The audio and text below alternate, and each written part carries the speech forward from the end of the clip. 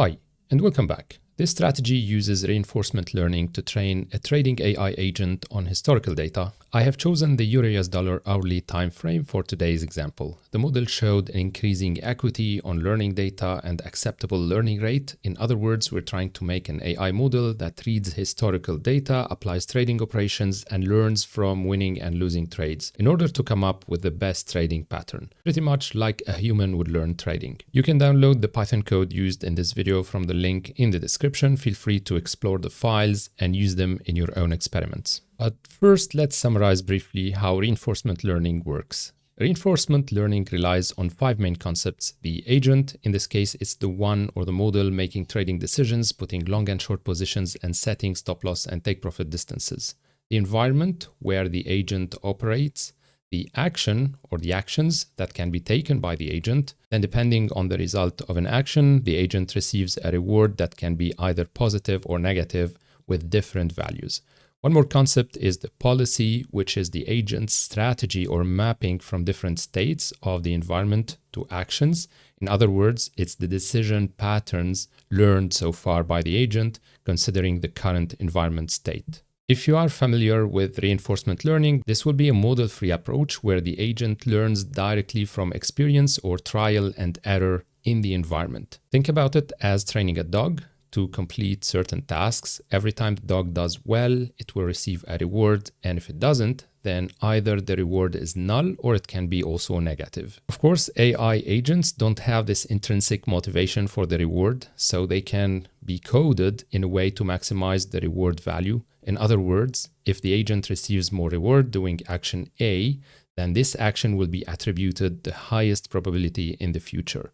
So now we will define our environment, the agent, and the list of possible actions that the agent will use to trade in the created environment. And we will let the agent run trading on historical data for around 10 years, for example, and learning from the reward system the best possible ways of trading, just like a human trader learning new strategies and experimenting with trial and error to improve his trading skills. Okay, now let's see how this is done in Python. It will be highly technical, but you can still follow even if you don't have a purely technical or numerical background, because the elements of the code are directly related to trading. I will show you the results and we will discuss how these can be used for our strategies. Since this project is relatively larger than the previous projects or studies published on this channel, I'm not using a Jupyter Notebook file this time. I'm using Python files because we're going to use few files like 1, 2, 3, 4 different Python files. So we're splitting the code into 4 different files in order to make it easier to read and easier to understand. And then we're going to launch it through Python. So we're not using a Jupyter Notebook file in this case. However, when you download it, I will be sharing a folder with the data I will be using for this model. So we can see that we have the EURUSD candlestick, the hourly data. It's between 2020 and 2023. And then I have another out of sample data or testing data where I've downloaded between 2023 and 2025.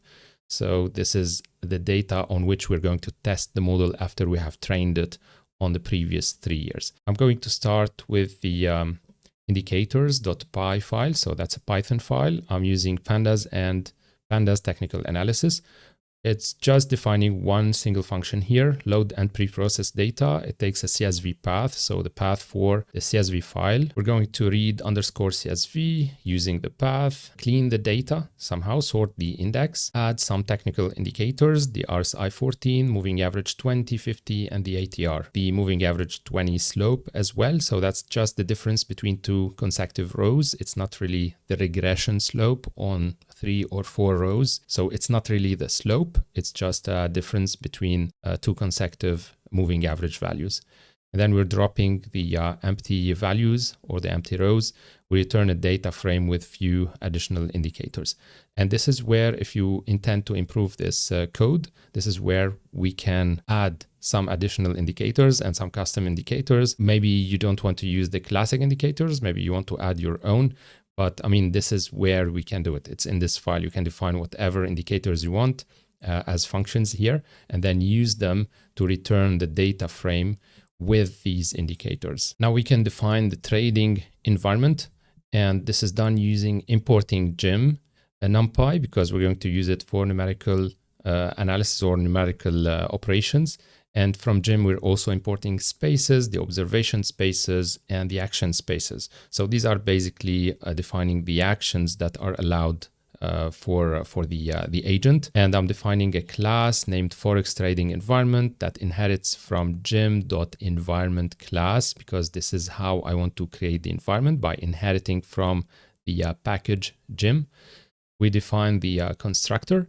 Notice that we have a window size by default equal to 30. So by default, the agent is going to read the last 30 candles before taking a decision. And this, of course, includes all the related technical indicators that we've added in the data frame. Now, for the stop loss options, I'm allowing the agent to take one of three decisions, either 60 pips or 90 pips distance or 120 pips. Where do these come from? These are just random. On the EURUSD, I would put, on the hourly time frame, I would put maybe 60 pips to 90 or 120 pips of stop loss distance. Same thing for the take profit options. So we have 60, 90, and 120. You could add these, you could extend these, but the more options you give to the agent, the more time it's going to take to train the agent, and it's going to become computationally more expensive. So it requires more computation time. Now, this shouldn't be a problem, of course, but for the sake of this video, I kept it as simple as possible to show you how it's done. Now, there are three options here for trades. Either the action 0, so it means that we're not going to trade. The agent is going to skip the candle without opening any trades. But in the opposite case, if action is positive or it's equal to 1, then we have two different directions. Either we short the market or the agent will long the market. So either 0 or 1, taking into account, of course, stop loss and take profits. We compute the shapes of the data frame to be used later on by the agent. And this is where we initialize the current step, which is equal to 0. At first, we have the equity, $10,000. Maximum slippage is 0 for the moment.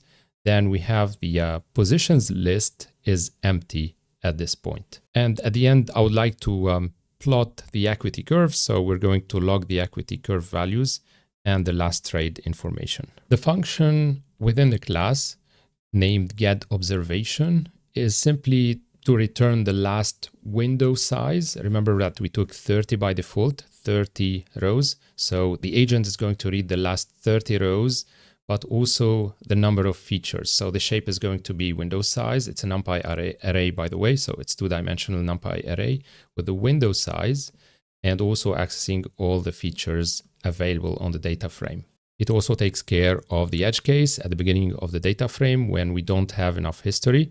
So this is going to be used by the agent to read the data before each candle. And now we have to define the calculate reward. Remember that the agent is going to behave just like we are training a pet. Okay, we're training a dog, and we need to provide this reward function to know when we can reward in a positive value or in a negative value the agent.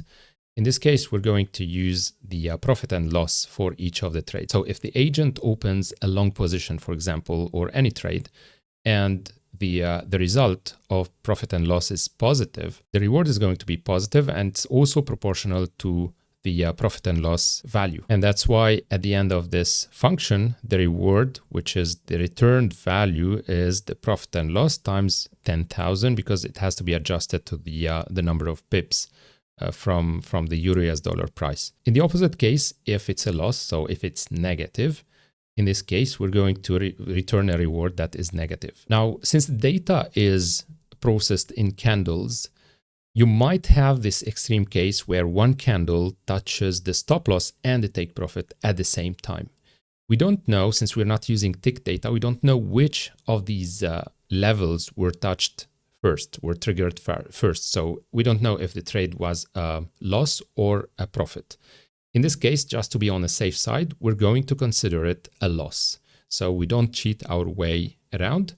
We're going to, in case of a doubt, we're going to consider the trade it's been a loss, and we're going to return a negative reward as well. And that's it basically. Now we still have to define one more function That's the step function. It's going to consider all of the previous functions. So we have direction, stop loss, and a take profit, and the reward, and so on. It's going to crunch it all together. And it's going to return the observation, the reward, and other information. The reset function resets the values of the backtest. So to the current step and the equity 10,000, and it empties the equity curve list and so on. To restart the test actually.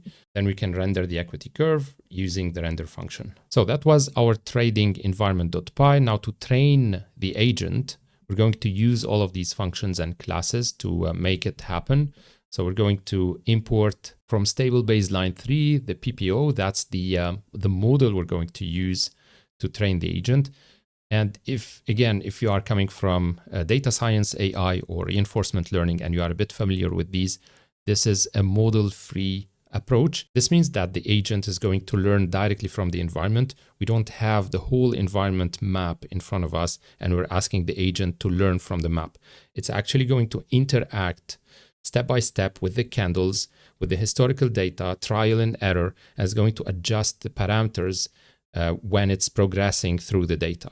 So first, we're going to load and process the data. I have the EURUSD, hourly time frame 2020-2023. I'm creating actually an environment. So using the class Forex trading environment, providing the data frame, the window size of 30, the stop loss options, which you can change here, the take profit options. Then we have a dummy vector declaration that is required by stable baselines for parallelization. So we're not going to go into the technical details, but this is where you can also experiment to change the PPO. Now, I'm not saying that you will be getting better results. It's just that for learning purposes and for educational purposes, it's good also to train the model using different models, or the agent, actually train the agent using different models.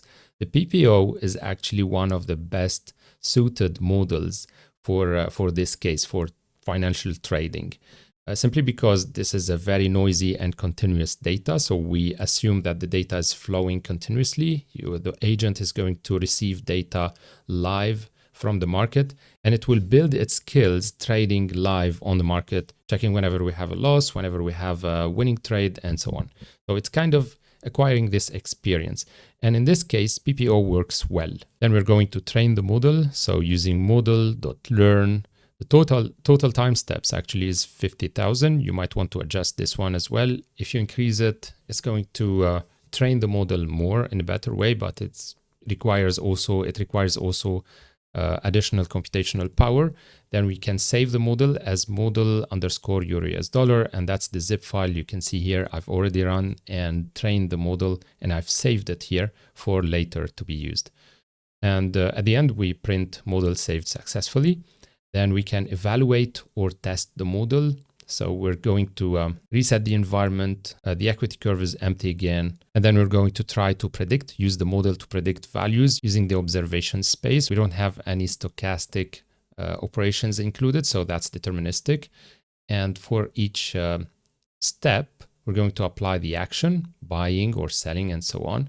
We're going to record the observation, the reward, and if it's done or not, so if it's finished or not, and some additional information. And at the end, I'm going to append the equity with the current equity, actually. So that's going to build our equity curve. So we're going to append all the equity values or the balance values in the equity curve list to be able to plot it using this part of the file. To be able to run this, I will be opening a new terminal. I'm going to source my environment because I've created a virtual environment specifically for this application. Virtual environment scripts activate. I'm going to run Python train agent.py, and I'm going to run it. So it's going to take a while before it finishes. So as you can see, you can follow up what's happening, the elapsed time, the learning rate, the loss value. And once this is done, it's going to plot the equity curve on the training data. And as you can see, it's training well. So it's managing to increase the equity, which means that basically the agent knows that it needs to follow the positive rewards action or course of actions. So it's building a kind of policy that will allow the equity to increase over time with the different trades. Now, the correct way to evaluate the agent is actually to test it on new and unseen data. This is the training data and it's working well. We can see that the equity is positive. The agent is heading in the correct direction. Let's close this one and head to the testagent.py file. And here I'm loading a new unseen data. So that's always the EURUSD candlesticks 1 hour time frame. But this time it's 2023 up to 2025. I'm not going to train the model here. It's not going to fit or apply any fitting. It's just going to try and trade. But I'm still using the same options for stop loss and take profits, the same window size as what we have used for the training part. And I'm going to run this same model. So we're loading the model that we have saved from the training phase or the learning phase. And we're going to try and test the agent. So Python test agent.py. It also takes a bit of time before showing the equity curve. And this is what we're getting. So it's not what we've expected. The equity was showing a more positive trend using the training steps or the training data, but this is on new and unseen data.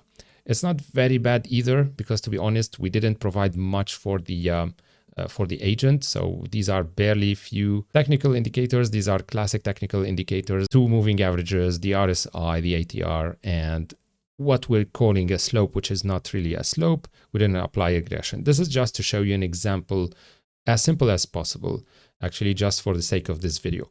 But in this function, you might want to think how you can add additional technical indicators that matter for the trading, that matter for the agent, that can provide additional and valuable information for the agent to learn how to trade. One thing also that we could be changing in the trading environment are these options. So I've also provided very limited options for the stop loss and the take profit values. So it's either 60, 90 or 120 pips for both. Maybe this is not enough for trading the EURUSD. Maybe we should be providing more values, maybe with 5 pips of increments, covering from 30 pips up to, I would say, 100 pips, for example, for both stop loss and take profit options. So that's one thing to be improved.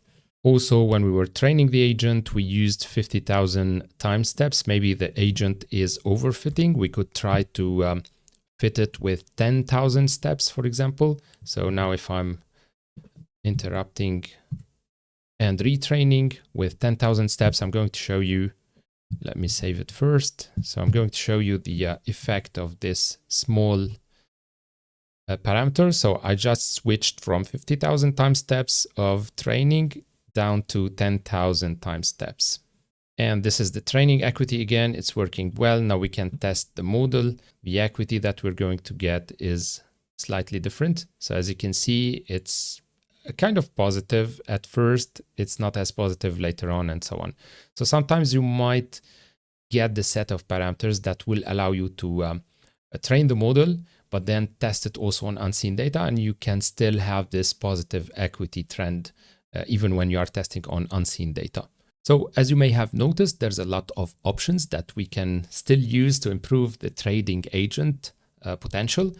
I still find it enjoyable, to be honest, adding some more stop loss options, take profit options, and trading indicators, maybe the classic or custom indicators and so on, changing the total time steps in order to avoid overfitting the model on the training data and so on. So it's a lot of fun. And seeing the results straight in front of us is also powerful because you can see the effects immediately in front of you.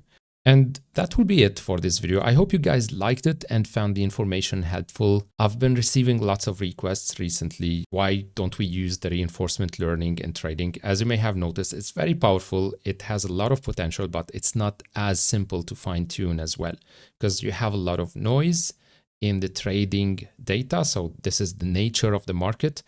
And sometimes the model is finding it difficult to pick up the signal, the true signal of the trend from all the noise that you can find in the data. But anyway, I hope you guys liked it. I hope you found this information helpful. If so, please leave a like, leave a comment, drop your ideas in the comments section. This was requested by one of the viewers through the comments section, so don't hesitate to drop us some of your ideas. Thank you so much for watching. Thank you so much for staying that long. Until our next one, trade safe and see you next time.